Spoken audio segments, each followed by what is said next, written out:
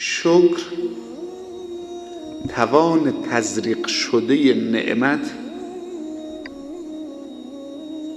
منتقل میکنه از نعمت به انسان و بعد به جامعه‌ای که اون انسان در اون زندگی میکنه.